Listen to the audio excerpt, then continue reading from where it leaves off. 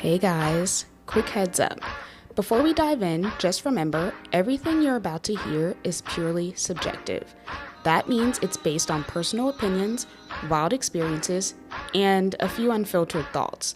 So, if you're looking for hard facts or official advice, well, you might want to look somewhere else. We're here for real talk, not right answers. So take what resonates, leave what doesn't, and feel free to agree, disagree, or just laugh at the chaos. All right, let's get into the episode. Hey guys, welcome back to the Subjective Podcast. I'm your host, Danielle, and today we have a very special guest.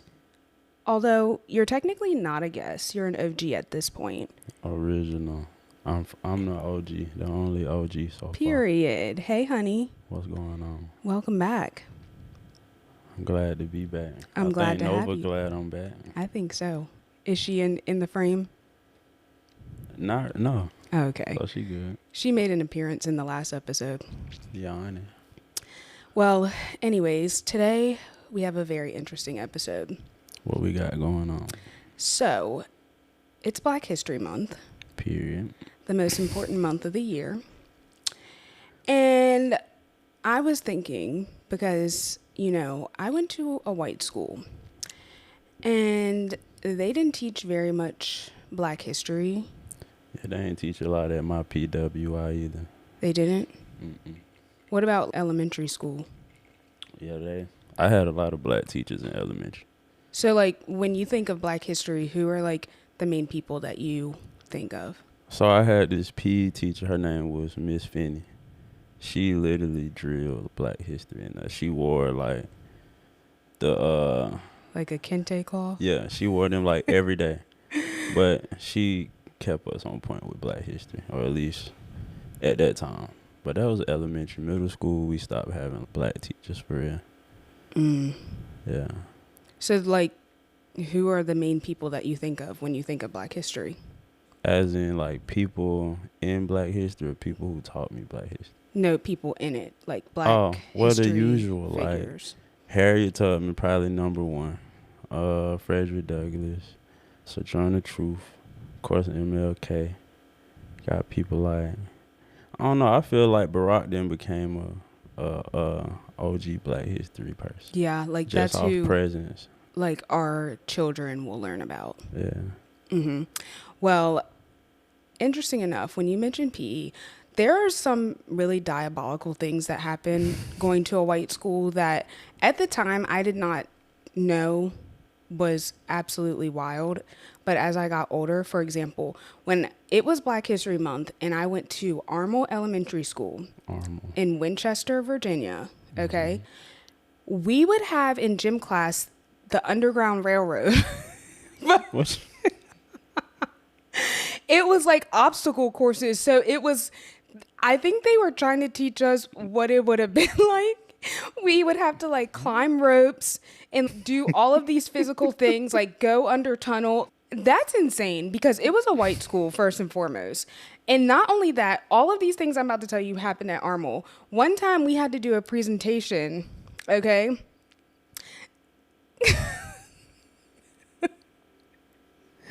Hey, I'm really weak, bro. Could you just imagine, LJ? Oh my God. Could you imagine Railroad.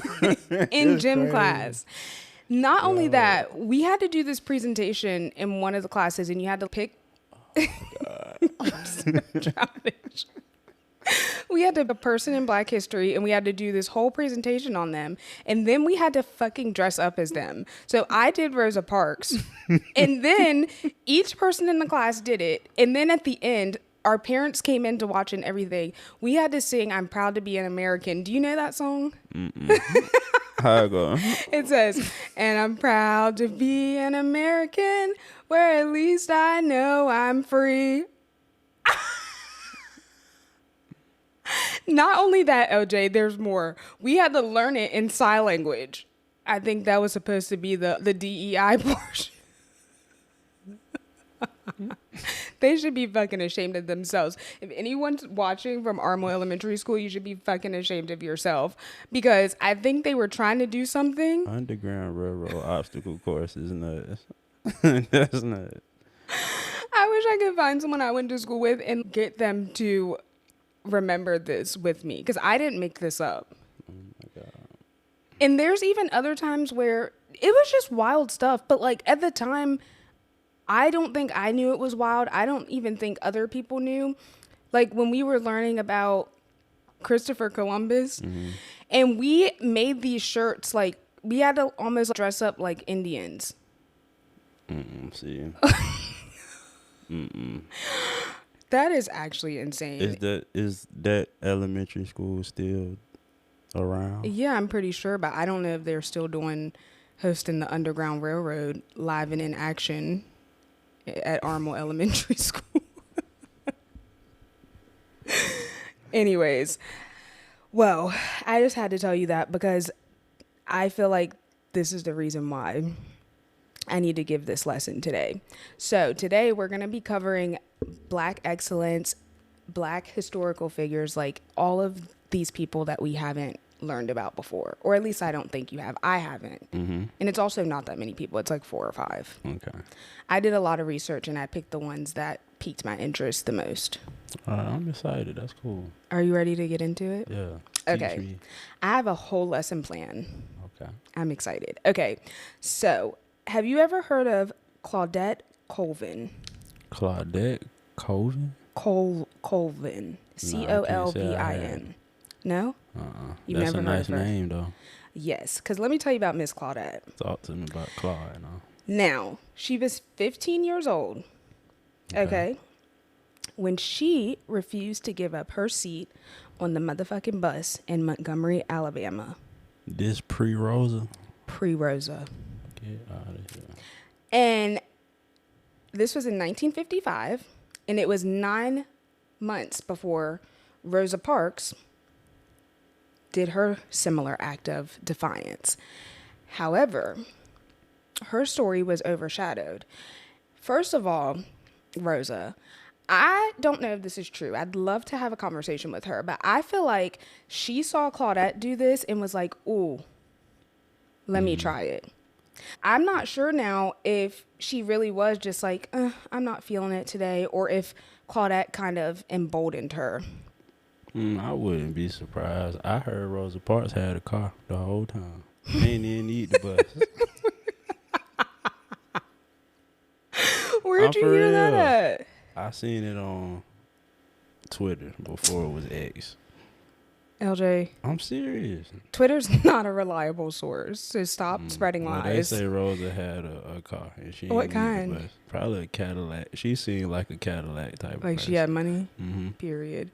Well, listen, so there was basically a decision made after Rosa did her thing to elevate her as like the figurehead of the bus boycott in Montgomery over Claudette. And the leaders of the civil rights movement, so mainly the Montgomery Improvement Association and the NAACP, made the decision. It was supposed to be like a strategic decision because of respectability politics and the broader goals of the movement. Do you know what respectability politics are? But I want you to tell me, though. Yeah, I had to look it up because I said, huh? Is it like just... I don't know. You're going to tell me. Go ahead. Okay, so this is the definition I found. It says respectability politics refers to the belief that marginalized groups can improve their social standing and gain acceptance by adhering to mainstream, often conservative norms and behaviors. So to me, it's giving, what's it called when you go to work? Switching. Yeah, code switching. And I fucking hate code switching. I don't do it. I don't believe in it. And it also says it often involves individuals or groups modifying their appearance, conduct, or beliefs to align with dominant cultural standards in hopes of being treated with more respect or equality. This concept can be critiqued for reinforcing the idea that certain groups must prove their worthiness, for respect and rights by conforming to dominant expectations rather than challenging the systems that marginalized them in the first place. First of all, bitch, I'm not doing none of that. Yeah, because to me, it sounds like, oh, we need to make this look good for white people. Not doing it. Yeah, it sounds like they don't want us to express ourselves. Yeah, and no, it also just gives, oh, we need to make sure this looks as good as possible for white people. So let me tell you why respectability politics played into this. So it says that the movement wanted to figure out basically who could get widespread public sympathy and support, especially from moderate whites in the media. And Rosa Parks was seen as a perfect figure for this role because she was middle-aged, she was married, she was employed as a seamstress, and she was already really involved in the community. She was also the secretary of the local NAACP chapter. While Miss Claudette was 15, she was from a working-class family, and she later became pregnant out of wedlock. So the movement leaders feared that those aspects of her life would be used to kind of discredit the boycott. Okay, that makes sense. Please. She was 15, and that was enough for me because she sat her ass down on that bus and she didn't move. And so one of the things that has come up with her whole story is the question about the respectability politics, but also in activism, like how you kind of have to craft specific narratives to get your point across, which is crazy. Anyway, it says Rosa Parks' quiet dignity and established reputation as a committed activist made her the ideal symbol for resistance. And Claudette was younger. She was more outspoken. Period, Claudette. She probably said, I'm not going no goddamn where. Claudette wasn't nice about her. Yeah, that would have been me. Yeah. They would have had, they wouldn't have let me be the face of it, would they? You would have been just like Claudette. Yeah. It says she was more outspoken and she didn't fit the image that leaders believed would resonate with the broader public. Claudette's arrest happened on March 2nd, 1955, which was her arrest happened March 2nd, 1955, and that was months before the movement had fully organized around the boycott strategy. And at the time, the leaders just weren't ready to launch a large-scale protest, so they weren't going to just be like, oh, she sat down, now it's time to do the boycott. I think maybe her sitting down was like, oh, let's organize a boycott. Another thing that kind of made their decision be like, not Claudette. They said that some of the leaders thought that she was too emotional or unpredictable to be the face of the movement. And I'm like, she was me. Yeah. She was me. I see it. Like, I see it. Like, I don't know what you would have said, but like, it would have skipped your brain. That's the unpredictable part. Yeah. They were like, we do not know what her ass is finna go up on this stage and say. In fact, she's 15. And they were scared of her at 15. Exactly. Yeah, she was the truth. Shout out to Claudette. So while the decision to elevate Rosa Parks over Claudette was pragmatic, it also highlights the challenges of the respectability politics that I was talking about within like social movements. And her bravery at 15 years old deserves a clap, because I just feel like, again, no shade, Rosa, but I just don't know if Rosa would have had that bravery if nobody else did it before her. If I could compare it, I would see Claudette as Malcolm X and Rosa is MLK. She a little more fiery. Yeah. It also says that Claudette was one of the original plaintiffs in the Broward versus Gale case, which ultimately led to the Supreme Court ruling that segregation on public buses was unconstitutional. So without her saying she wasn't moving, I don't know if the groundwork would have even been laid for the boycott. Yeah, shout out to Claudette. Claudette. Yeah. Wait, what did you say? I said Claudette. Yeah, it's Claudette. I'm just thinking her name was Claudette all her life.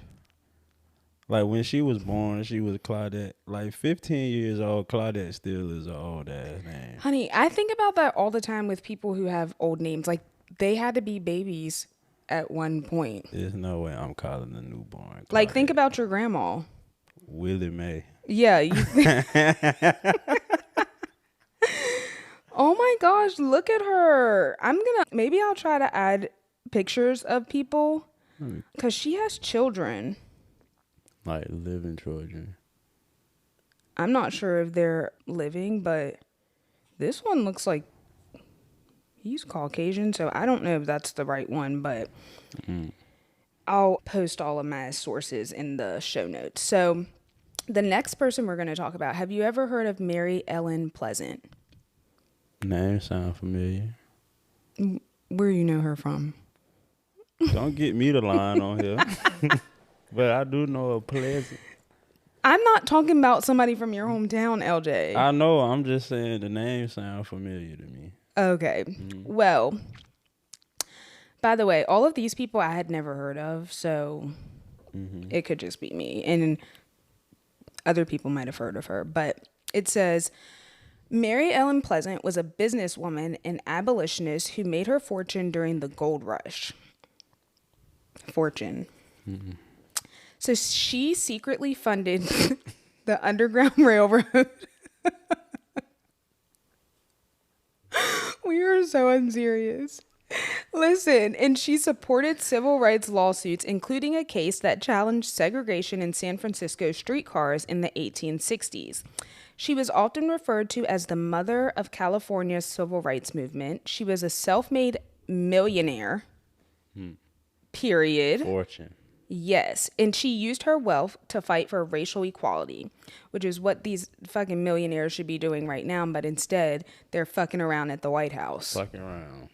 What was Mary middle name? Mary what? Pleasant? Ellen. Ellen. Damn, Mary Ellen. Cute, right? Yeah, that's kind of fire. That's a good name. Like, I could call a 15-year-old Mary and feel a little better. That was my grandma's name. But that's still old. I don't know how somehow grandmas always have old names, even though they had to be. Willie Mae is crazy to be a newborn at Willie Mae. Or Ann. All right, now. Oh, I was talking about me. She talking about my mama on low. No, I was talking about me, Mom. All right. We are literally so childish. Okay, listen. So I had to look up because I was like, okay, if Mary Ellen was a self-made millionaire, I had to just confirm because, they tried to say Kylie Jenner was self-made. But she did not come from wealth. And it actually says that her origins were humble and somewhat shrouded in mystery. But her resourcefulness, her intelligence, and her determination allowed her to accumulate a significant fortune during her lifetime. Do you know what an abolitionist is? Enlighten me. You really don't? I didn't either. I had to look it up. Well, I know what it, like, root words and shit. I can kind of guess, but I don't. So it says an abolitionist is someone who advocates for the complete abolition. Wait, is it abolition? Abolishment. Yeah, the complete abolishment or end of a specific system, practice, or institution. So defund the police. Fuck them. Get rid of them. So that was her mindset. And it says, historically, the term is most commonly associated with the movement to end slavery, particularly in the U.S. during the 18th and 19th centuries. And abolitionists are individuals who fought for the emancipation of enslaved people and worked to dismantle the legal and social systems that supported slavery. And it says in broader context, abolitionism can also refer to the call for the abolishment of other systems of oppression, such as the prison, industrial complex, police violence, or other forms of systemic injustice. Modern abolitionists often seek to challenge and transform societal structures rather than merely perform them. Rather than merely reform them, advocating for alternatives that promote equity and justice. So it's giving progressive. I'm here for it. I'm an abolitionist. Period. I ain't mad at it. them motherfuckers trying to end this bullshit that's going on. Yeah, it should be some radical motherfuckers doing it though. Yes, Miss Mary. So Miss Mary was born around 1814, but in 1817. So I guess they're not really sure. So she made a bag that early. Yeah. Oh, I know they've been hating on Mary. Yeah. A millionaire in the 1800s is probably like a billionaire now. Yeah. That's I'm not crazy. sure, maybe, I'm not sure why, but I couldn't find like an exact birth date, and I also couldn't find an exact place that she was born. So it says it's believed to be like Philadelphia or Georgia, to parents who were possibly free people of color. So, Okay. which makes me think, which I also might need to research this, but a free person of color during that time, like how? They either one just had money, but I don't know. It had. I to didn't be, think that had anything to do with it. I mean, I don't think every state practiced slavery, so that could have been from one of the other ones. I'm gonna look it up because I know they focus on the South, but I just know damn well that West Virginia wasn't no free Oh state, hell no! and that ain't in the Hell no! South. Or because I was like, do they mean like, were you considered free if you were like a house slave? Hell no! You still you not free as a house slave. I'm just like, She how? might have escaped. Yeah, but like she was helping fund the Underground Railroad. But if she was never a slave, she wouldn't have had to escape. I'm going to do more research on that because I need to figure that out. But it does say that she worked as an indentured servant in Massachusetts, where she learned business skills and gained exposure to the abolitionist circles. And then after that ended, she moved to Boston and became involved in the Underground Railroad, and she helped slaves escape to freedom. Damn. So I said, okay, ma'am, how'd you get that money? Like, what did you do? What was the tea? And I came up with, so she didn't come from wealth, but her success was said to be self-made, rooted in her entrepreneurial spirit. She was a sharp businesswoman, and she had the ability to navigate the racial and gender barriers of her time, which I really want to know how That she did still that. don't tell me what she did. Well, I'm going to get into it. Oh my bad. It says, so she moved to San Francisco during the California Gold Rush when the city was rapidly growing and opportunities for wealth were abundant, and she worked as a cook and a domestic servant for wealthy families, which gave her access to valuable social connections and insights into business opportunities. She saved her money and invested in restaurants and boarding houses, which were highly profitable in San Francisco due to their influx of miners, businessmen, and workers. And it says that her establishments catered to a wealthy clientele, which allowed her to earn and then reinvest her profits. And then she partnered with Thomas Bell, who was a white financier, and together they invested in real estate, stocks, and other ventures. She also acted as a money lender, providing loans to miners and entrepreneurs during the gold rush, and she often had very high interest rates with the loans that she was giving out. In addition to that, she purchased significant amounts of real estate in San Francisco, including prime properties that increased in value as the city expanded, and she was one of the first Black women to leverage California's rapidly growing economy for long-term financial gain. So it sounds like real estate was a big part, like investing, real estate, that was a big part of her wealth. Yeah. But that's crazy to think she did that in the 1800s, man. Yeah. Like, that's dope.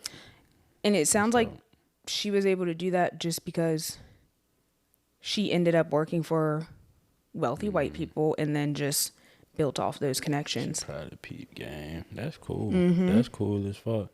I'm glad they just ain't fuck with her. Like, they let her do her thing with it. Or at least that's what it seemed like. Someone else, okay, and there was one part that I read that, so I looked up her pictures, but I couldn't completely tell because they were black and white. But it says that some accounts suggest that she occasionally passed as white and business dealings to gain access to opportunities that were otherwise denied to Black people. And this allowed her to operate in financial circles that were racially exclusive, but then she took it and helped Black people. So I'm assuming that she had to be light skinned, very fair skin. and maybe that's how maybe her parents were really light, and that's how they were free, because maybe they didn't know that they were Black. Dang, she got broke the damn system at that time. Yeah, good for her. That's probably why it's so mysterious, like what they say they describing her as. She probably ain't. She finessed their ass. I ain't mad at it. Yeah. And I'm glad that at least I'm giving her a pass for passing as white, because at least she did it. She got in the circle, she got the money, and then reinvested it back in to help Black people. Yeah, shout out to Mary. Yeah, and so she had to be very smart, businesslike, and she said, okay, if I'm gonna be around all these white people, I'm finna take advantage of it. Straight up, shout out to Mary. I literally cannot. I mean, I guess she was light skinned. Can you see that? Yeah, Mary could pass as Caucasian for sure. Her hair Especially even in that looks. fit. Her hair even looks a little. You know, it looks kind of like a mixed person's hair. Shout out to Mary Ellen. Period, Mary. Good for her. I need to look more up about Mary. I want to see what she was investing in. Yeah, they damn sure ain't teach us nothing about Mary in school. Or Claudette. But I did think I heard about Claudette before. You have? I feel like they were like, Claudette was too mouthy, and Mary, she gonna be teaching them things that we don't want them to know. And they just tried to, like, in school, I feel like, show all very, very positive things. Yeah, I think things were 1,000 times worse than what they teach us about. But I wish there were smartphones back then. man, imagine. Don't. LJ, don't. All right, I'm No, say it now. Imagine Harriet Tubman vlogging for everybody. I was not even thinking that deep. If she would have vlogged it, day in the life escaping the under. Man, imagine Martin Luther King put like his speeches on like Instagram Reels or something. Or imagine if he was like, day in the life, write my I have a dream speech. Because people do come with me to escape slavery. That's nuts. They really do. That's how the TikToks be. Man, look. Bet that bitch be on Netflix right now. Whole documentary. Yeah, what if there was a documentary? Bruh, if Harriet would have vlogged That's nuts. the way I would be tuned in and subscribed. And it's mandatory to watch that. If I'm a teacher, we watching Harriet vlog. Yeah, we got to watch that. If she said, what's her YouTube channel called? New post every Tuesday at 9 a.m. All right, I'm done. No, because now I'm thinking of all of these people. Like, what if they were like content creators and we got to see this? But even like they documented it some kind of way, it'll be interesting to look at. Even if it was something small as like transcripts they had of conversations with people. Because I want to see on video Harriet knocking them babies out. I have to see that. Could you imagine the scream I would have scrumped if I seen that? LJ, oh my God. Okay, stop. Next person. So Bayard Rustin. Have you ever heard of him? He's a man. I would hope so with a name like I was just saying Bayard. because we had been talking about women. So Bayard Rustin was the principal architect and key organizer of the 1963 March on Washington, which is one of the most pivotal events in the civil rights movement. Have you heard of the March on Washington? Mm-hmm. Okay. Yeah, I actually think that's one they teach us about, isn't it? Yeah, they told us about it. Yeah. So his role was instrumental in ensuring that the event's success, which drew over 250,000 people to the National Mall and obviously had Martin Luther King's I Have a Dream speech, happened. So he was like the man behind it, doing all the planning. He was responsible for creating the logistical framework for the march down to the very smallest details. He developed the transportation plans, making sure that people from across the country could get to Washington on time. And he also organized food, sanitation, and medical services for the attendees, which when I think about that, that's a lot of work. So, like big events like that, there are so many logistics and little things that you have to think about. Man, I ain't gonna take it too far, but I'm thinking like they probably knew everybody who had food allergies and stuff like that. Yeah. So that's a lot of work. Yeah, and so Rustin coordinated with civil rights organizations, labor unions, religious groups, and community leaders to basically get the support for the march. And he worked really closely with other leaders like A. Philip Randolph, which was his mentor in the march's official director, and also Dr. Martin Luther King Jr. and other figures in the movement. And he also helped like define the march's key demands, which included civil rights legislation, economic justice, and an end to racial discrimination in employment and housing. So he basically was like, this is the agenda. This is what we're doing this march for. Get on board. In addition, he also helped with training the protesters. So he was really like had a deep knowledge of nonviolent resistance, and he organized like trainings for the protesters just so he could make sure that the march would remain peaceful. That's cool. I don't think I knew that was a process. Like I know, which makes sense. Like they probably talked about things like what to do if the police are screaming in your face and things like that. That's cool. Yeah. And he also did a lot of the PR. So even though he was behind the scenes, he worked to ensure that the march had widespread media coverage, which obviously helped amplify its impact globally. And then execution on the day of the march, he managed the event like a master conductor. It went flawlessly. It was ran smoothly. And even though, you know, fucking critics and assholes were trying to say, oh, it's going to be chaos and violence, they shit on them. And now on MLK Day, they're all fucking quoting Martin Luther King. Straight up. From that march. Do you know if, what's his name? Bayard. Do you know if he was Greek?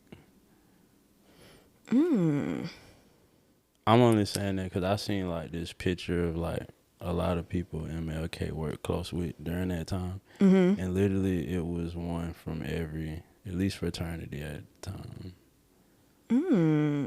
So I wonder if he was one I seen in the picture. Might be. What do you think? He was an alpha? Iota. Why do you think he was an iota? Because it was one of the people in the picture. He was a member of Omega Psi Phi fraternity. Okay.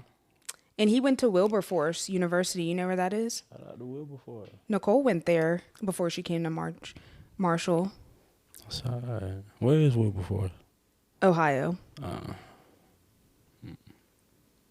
I was trying to see if I could find something from his probate from what? Yeah. Oh wait, it says I think there's a movie On him? Yeah. We'll have to watch this. It's called Rustin. It's on Netflix. It came out in 2023. Let's go. The overview says that Bayard Rustin, advisor to MLK, dedicates his life to the quest for racial equality, human rights, and worldwide democracy. However, I'm not going to tell you yet because I actually haven't got to this part. Let me get to that first. Okay. Yeah, so he was a member of Omega Psi Phi. So the reason why he worked behind the scenes is obviously he was one of the most brilliant strategists in the movement, but he was one of the gays. He was openly gay, and because of that, it obviously made him a target then, and he didn't want to distract from the movement because he was gay, and that's what they would have made it about. And so, in addition to that, some of the leaders within the movement feared that his sexuality and his prior association with communism would be used by opponents to discredit their cause. So I feel it's back to the respectability politics we were talking about. And so because of that, he took on behind the scenes role and made shit happen from there. Yeah. And That's it says, hard. it says he was unapologetically gay at a time when being openly queer carried very significant risk. And it says he didn't hide his sexuality, and he was known to have his romantic relationship with men throughout his life. His long-term partner, Walter Nagel, has spoken publicly about their relationship and Rustin's impact on LGBTQ plus and civil rights. Period. But the part in the movie where the overview, it says, however, he, as an openly gay black man, he is all but erased from the civil rights movement he helped build. No, that makes sense. I want to watch that. That's nice. Damn. Yeah, I really want to watch Shout that. out to Rustin, bro. And Coleman Domingo plays him. Oh, damn. Yeah, that's going to be good. Oh, that makes sense, too. Mm-hmm. Oh, and the, what's his name? Glenn Truman, he's in it. The one that you say is Uncle somebody from Power. Okay. Yeah. Damn. Yeah, we got to watch Why that. have I never heard of that? And you say it came out 23? Mm-hmm. Yeah, I ain't never heard of that. Wow. Yeah, I want to watch that. Okay, so with that being said, a little bit more. So in 1953, he was actually arrested in Pasadena, California for engaging in consensual sexual activity with another man, which was criminalized at the time. And he was convicted of lewd conduct and served 50 days in jail. And there were oftentimes like where critics would use that to kind of like undermine his character and the work that he's done. I don't know what the lewd conduct was, like if it was just a little smooch or... They really been getting it on. Yeah, which I don't think Out he in public. was. Anyways, so it also says that... You're so childish, I swear. Like, nobody's going to take this episode serious because we're so childish.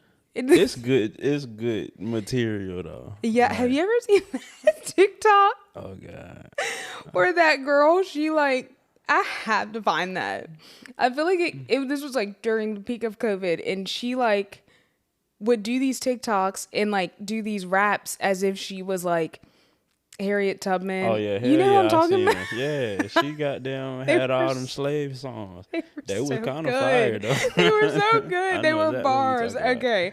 I didn't know if it was just me during that time. You know, I was going through it, so I didn't know if there were just certain things that came up for me. Oh my God. Okay, anyways. So it also says that his sexuality is now celebrated as an integral part of his identity and legacy. And in 2013, Obama actually awarded him the Presidential Medal of Freedom, recognizing his contributions to civil rights and social justice, including his pioneering role as an openly gay black activist. I'm sure then not only were people not openly gay, but they definitely were not openly gay, black, and a member of Omega Psi Phi. Yeah, I'm literally processing that. Like, Yeah. I know he probably had a hell of a time during his process. That's not what I was thinking about his process. I'm just like, you gonna get shit anyway, but like, He was definitely being hazed.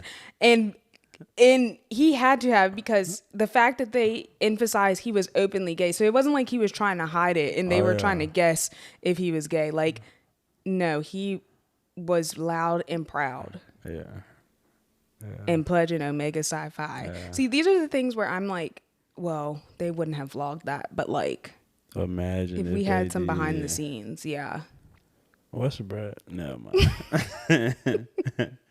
Nah, that's dope. Anyways, so I'm really, I think I like him. I like that he was a strategic planner. I'm here for it, and I'm definitely gonna watch the movie. Well, we're gonna watch it, not tonight, but Yeah, we got something to finish. A movie to finish. oh, I never know with you. Is that really what you meant? I literally left midway through the movie. Oh, yeah, we did. Yeah, see? Okay, oh my gosh. Oh, we only have one more person. So the next one is a woman. Her name is Maria Van Britten Brown. Mm-mm. You never heard of her? Mm-mm. Okay, well, I'm just going to call her Maria because her name is long. She was actually a nurse who lived in Queens, New York in the 1960s. And she had a work schedule that was, nurses. She probably did a lot of overnights. And she ended up being home alone sometimes, especially at night, because her husband, Albert Brown, he was an electronics technician, and he also worked like weird hours and all over the place.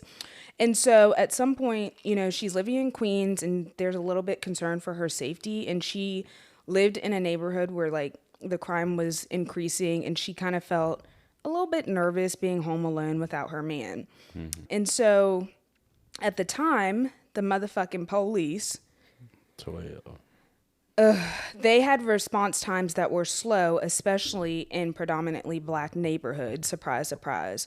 I just, every time I read shit like this, I'm like, police have literally been worthless since the beginning. Yeah, that's nuts.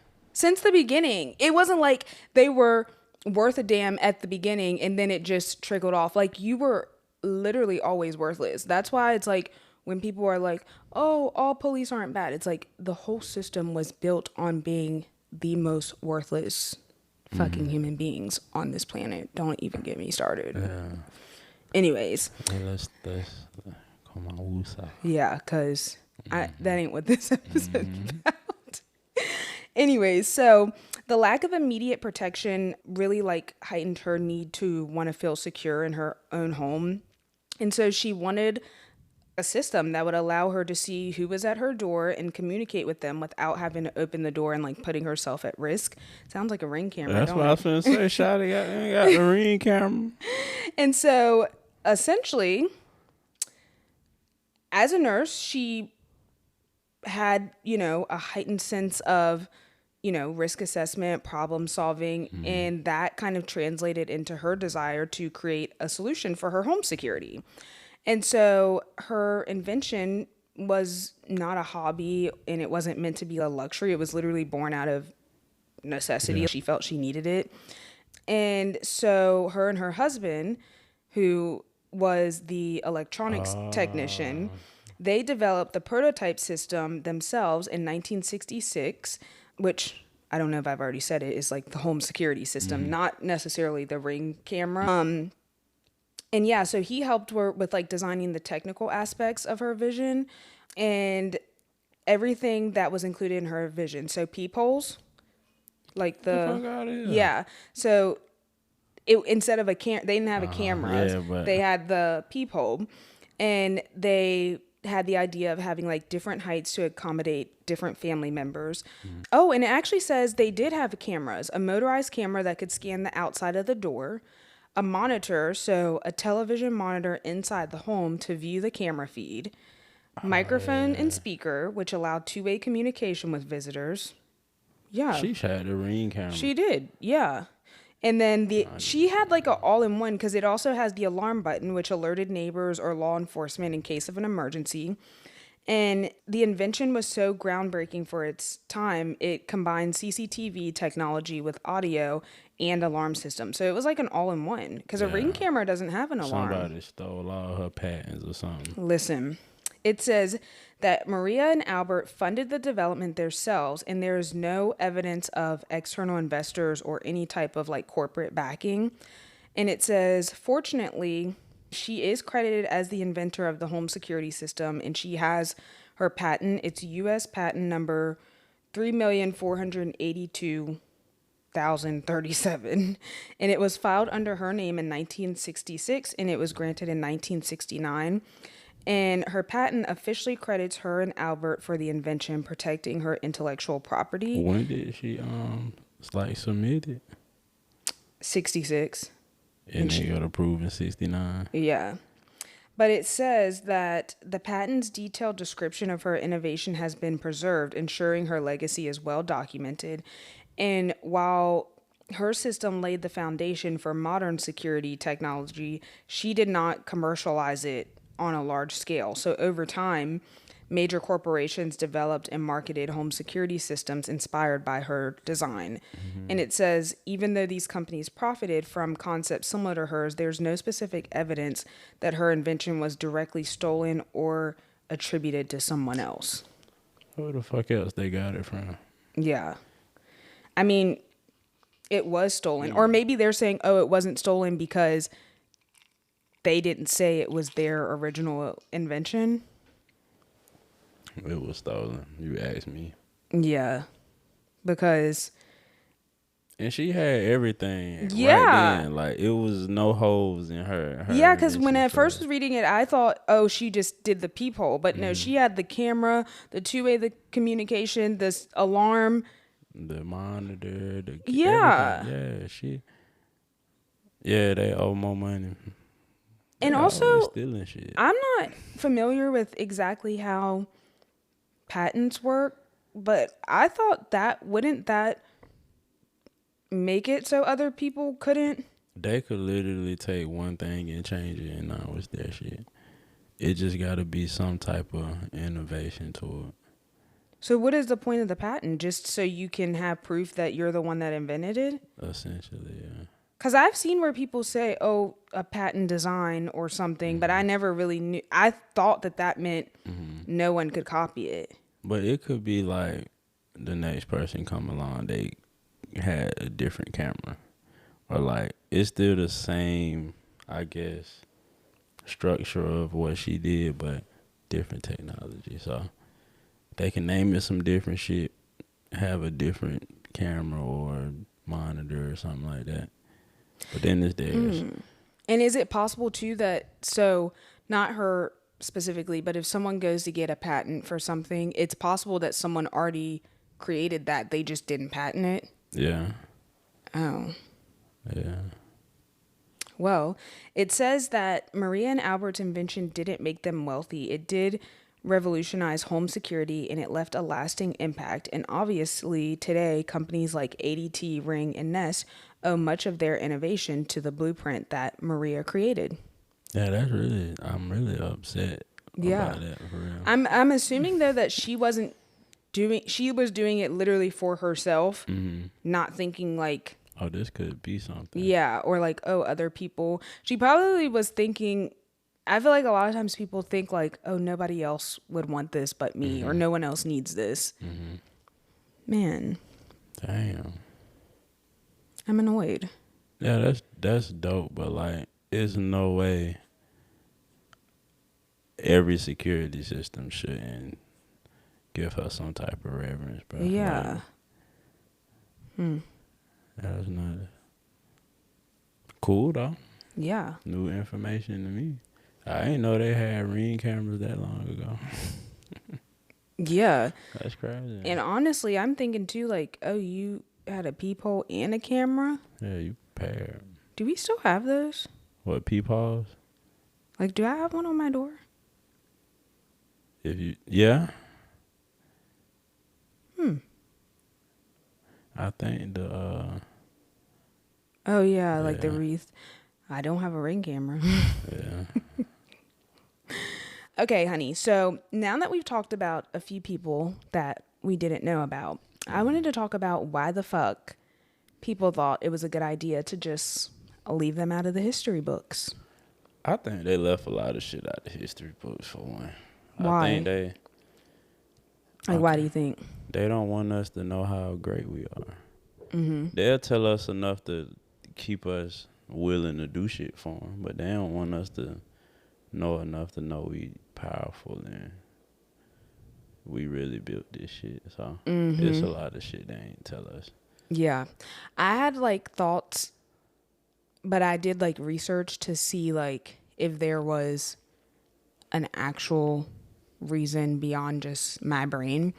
And what you said is actually one of them. So in my research, it came up about whitewashing and sanitizing history and how a lot of the textbooks that we have in the companies that publish them that were catered to like white school boards and education systems, and they wanted to avoid controversy and water it down because they didn't want people to know that their grandfathers had slaves. And they kind of just reduced it to like safe figures like Martin Luther King, Harriet. Even some of the stuff that Harriet did, they don't talk about that. Now, she was knocking them babies out. And yeah, like they just want to make it seem like racism was fixed after the civil rights movement and like they did something good by ending slavery. Yeah, bro, it's just institutionalized now. Ain't shit changed, bro. Yeah.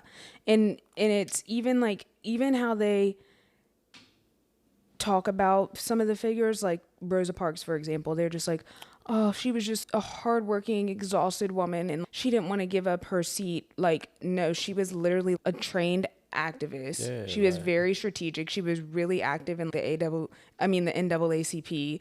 And they're trying to diminish motherfuckers' character. Yeah, and even like Martin Luther King, they'll share all of these nice, sweet quotes, but I'm like, there's more to his quotes than, they only pick the best ones from the I Have a Dream speech. Yeah. Go listen to his sermons and see what Yeah.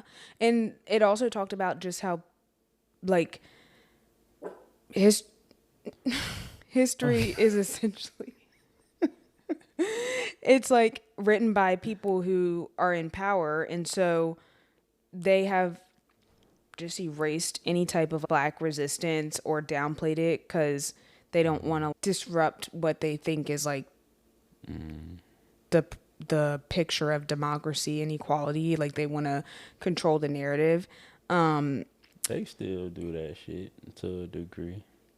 Yeah, and I read where it says if schools were taught about the real brutality of slavery, including the way enslaved people rebelled, fought back, and built thriving communities, it would challenge the narrative that the U.S. was founded on freedom. And I want to be clear, I would be one of the ones fighting. I never would have made it. Yeah, that'd have got me quick. Like, yeah, they would have been like, we have to get rid of her. Yeah, that got me quick. Yeah, and it says, if students learned about how systemic racism was intentionally built into housing policies, policing, and the economy, they would be forced to acknowledge how inequality persists today.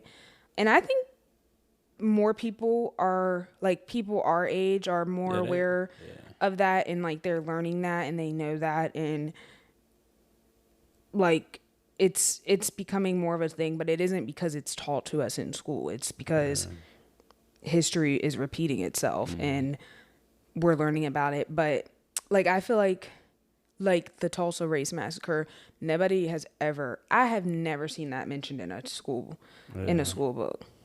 It's a lot of shit they ain't gonna mention, bro. But I don't know. They trying to keep us, I guess, not informed, but even misinformed. Like telling us shit that's not necessarily the full story. Like a lot of things like that. Matter of fact, you posted something the other day, and this ain't directly related, but it's kind of how they just make light of things, like the whole DEI thing, how they just say it as its acronym. Oh yeah, the post I was gonna see if I could find it, but yeah, it was the one where it was talking about, if you don't like DEI, first say that with your chest. That's always been my thing. Even like, remember when I was watching that show and that man was like, they said, are you racist? And he was like, yes, absolutely. That's how you need to say it with your chest. And the post also said, and if you don't like it, specifically say, which part do you not like? You don't like diversity, you don't like equity or inclusion? Because the whole thing is like, oh, they think DEI is synonymous with black. No, it means your handicapped grandma wouldn't have a ramp to take her motherfucking wheelchair up, bitch. Like, and lucky, I've been wondering like why they only saying it as the acronym, but I don't think I thought as deep as they just. It's a lot of people who really don't know what that shit mean, bro. They just hearing like DEI black. Yeah. They think, oh, DEI, that's how. Stop, they don't need to hire black people. Yeah, that's how that black ass bitch got into college. Like that. Yeah, straight like, up. Like that's what they think. Like, oh, see. My bad. Yeah, because you're about to. started. Oh my gosh. Okay, but another one is in my research was talking about how a lot of times they want to avoid the conversation because it would make the majority of people uncomfortable, so white people. And it also talks about how a lot of school districts try to argue that, talking about the full truth of Black history or slavery, racism, like it's too political. Tell how it happened, bro. That's what I want. Political? Tell how it happened. I don't know, man. And it says how politicians and school boards, especially in conservative states, push back against including Black history because it forces discussion about race, privilege, and systemic inequality. And terms like critical race theory have been weaponized to shut down conversations about Black history, even though CRT isn't even taught in K through 12 schools. In states like Florida and Texas, which this is actually more relevant now, have like banned teaching of Black history topics that address racism, claiming it causes guilt among white students. Cause it then. Shit. First of all, fuck them white students. Second of all, so the white students shouldn't have to learn about what their ancestors did so that they can feel comfortable. Right. Like, make it make sense. Because I remember when I was in those white classes and when we would start talking about the civil rights movement and you're the only Black bitch in the class, bitch, I was uncomfortable because I had some things to say. And I'm like, what? So the white kids don't know that their grandparents were slave owners? They don't talk about that at Thanksgiving? I'm confused. I just think they do it so we think it was so long ago. And it wasn't, bro. It literally was not. Like realistically thinking about it, like my grandma is 92 and she tells me stories of her and her parents. So it's not that far removed. When I think about my mom, I'm trying to think. I can't remember the year my grandma was born, but either my mom or my grandma were the first ones to actually be born with the right to vote. Yeah. Damn. Not they were already alive and then they got that is mind-blowing to me. I would have tore those motherfucking voting stations up if I couldn't vote. If I couldn't vote, nobody would be voting. This is how I know I wouldn't have lasted. Never mind. That came and got you. Yeah, immediately. You was worse than Malcolm X. I would, but me and Claudette would have been friends. Best friends. Sat together. On the front of the bus. On the front of it. How me and Michael used to sit right behind Larry at the front of that goddamn bus. I still, even to this day, that's why I'm not sitting at the back of no motherfucking plane. Feel wrong, right? You got me fucked Feel wrong, up. right? Yeah. Okay. Or if I have to get on a bus, I'm not going to the. Are you crazy? I probably won't see it. Yeah. Are you fucking crazy? I'm not going to. No. But other reasons why it's not is obviously because there's a lack of Black educators and decision makers who help make the curriculum. Which I'm not really sure why there's not a lot of Black educators. For me personally, it would be they don't get paid enough. Why? Yeah. I don't really actually know why anyone would sign up for that job for that amount of money. Yeah. So I don't know. And then it also just talked about keeping the status quo. So if people don't know, then they can't fight back. If they don't know history, they can't challenge it. They can't challenge injustice. I don't know. I just don't. Yeah, man. Crazy world we live in. Anyways, that's really all I have for today. But in the next episode, it'll still be Black History Month. So we're going to do the same thing, but this time we're going to talk about, events, movements, other things outside of the Montgomery bus boycott that we probably didn't learn about. That's cool. I enjoyed this a lot. Thank you. I enjoy doing the research and teaching you. Yeah, because I really didn't know Only one I knew a little bit about. I didn't know her name, but Claudette. You did not know Claudette? Yes, I did. I swear I heard like it was somebody pre-Rosa that did the same thing, but they was like, she the wrong person to pretty much have it. Like, she wouldn't, she's not the best representation. Like, which I think they should have let her fiery ass go ahead and represent everything. But I did hear that. So did you know Bayard? Nah, but well, I didn't know his name, but I knew that like the people MLK worked close with, it was literally a Omega, it was an Iota, it was a Sigma, and it was a Nu. Okay. So it was one of everyone. But I just wondered if he was one of the ones. But okay.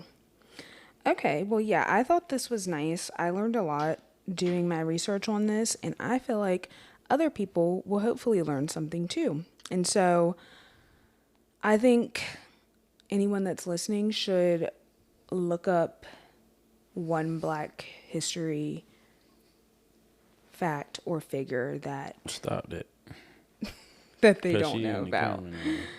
So she can't scratch herself because they don't need to know you be itching.